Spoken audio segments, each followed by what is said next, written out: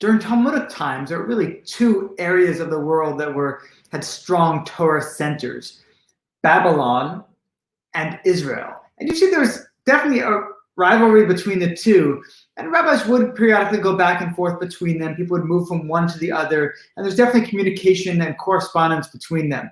We get a story in Daf 34 Pesachim of a rabbi from Babylon who comes to Israel. And he teaches a certain halacha. And the rabbi responds to him, "Foolish Babylonians, because you live in a land that is dark, you relate halachas that are dim."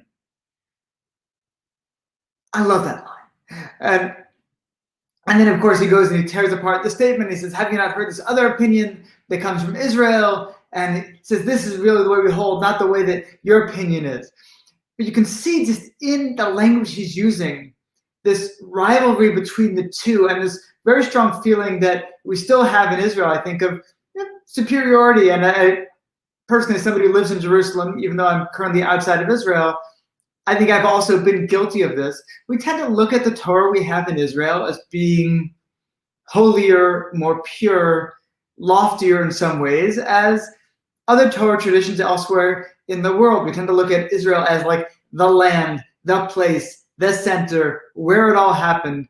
And we can have that go over the line sometimes into arrogance. And I think you can see that in this stuff. When the Israelis are confronting a Babylonian, especially a Babylonian on their soil, they tend to be very, very harsh with them and let them know that, so much of what is happening, this is all your fault. You who choose to live the life of comfort in the exile, as opposed to being here in Israel, where the Torah is, at its home, in its place. And I love the reflection of the language. You Babylonians, because you live in a land that is dark, you recite halachas that are dim, coming across in the way they correspond. It's not just about the thoughts, the ideas. It can be personal, it could be political, it could be national. And we see that throughout the Talmud in our discussions of concepts that we think really should just be on the lofty conceptual level, but no, they get into that personal, national level as well.